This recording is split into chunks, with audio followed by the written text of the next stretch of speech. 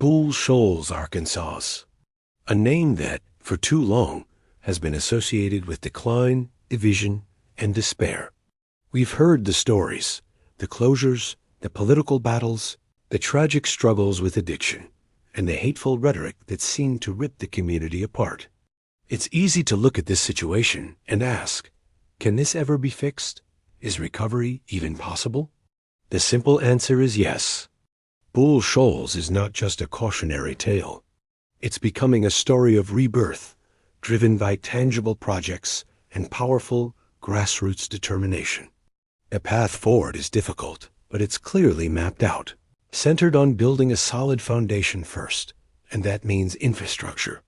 The biggest game changer right now is the $8.4 million project to replace the town's obsolete wastewater treatment system. I know, plumbing doesn't sound exciting, but without this upgrade, businesses can't thrive, and new entrepreneurs won't even consider moving in. This replacement isn't just maintenance. It's preventative medicine against future business failures. And speaking of maintenance, the critical Highway 178 across the iconic Shoals Dam is scheduled for its routine maintenance early in 2026, ensuring that the town remains accessible and safe for everyone who depends on this landmark. These aren't flashy solutions, but they are the necessary bones of a healthy community. But infrastructure alone won't solve the deep-seated economic challenges. That's where forward-thinking economic empowerment tools come into play. Potentially arriving in 2026, this November, Arkansans will vote on a constitutional amendment that would allow the creation of economic development districts.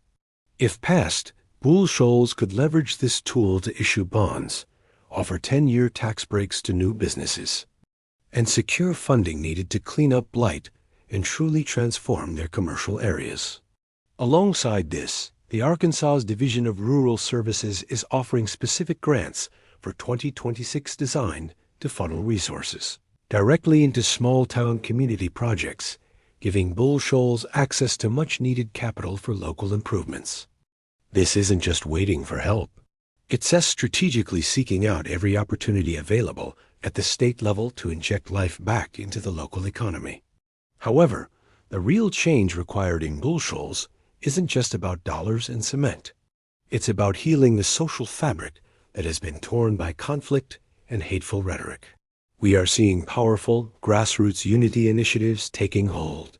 Groups like Hope for Shoals are actively promoting a cooperative community model. Their focus is laser-sharp. Move past the internal fighting and focus purely on regrowth and rebirth.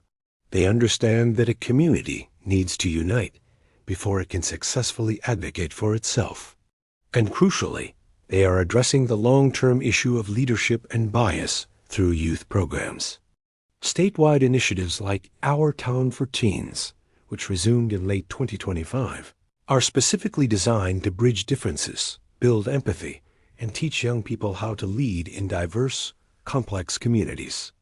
This is how you stop the cycle of harmful rhetoric, by investing in the next generation as understanding and compassion.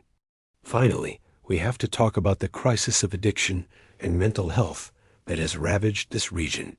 Shoals is actively seeking resources through programs like the Comprehensive Opioid Abuse Program, or COAP, to combat addiction directly within the region.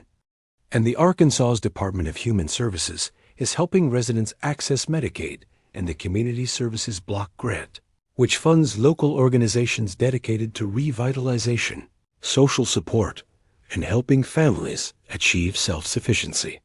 So, while the wounds in Shoals are real and deep, the efforts underway are systemic, strategic, and focused on long-term sustainability. From the wastewater pipes to the city council workshops, where residents can now participate in discussions 9 days before regular meetings to directly influence policy. This town is taking control of its own repair. Shoals isn't just recovering.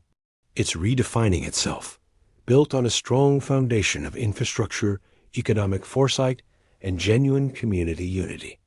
If you want to follow more stories of towns turning around, make sure you subscribe. Thanks for watching.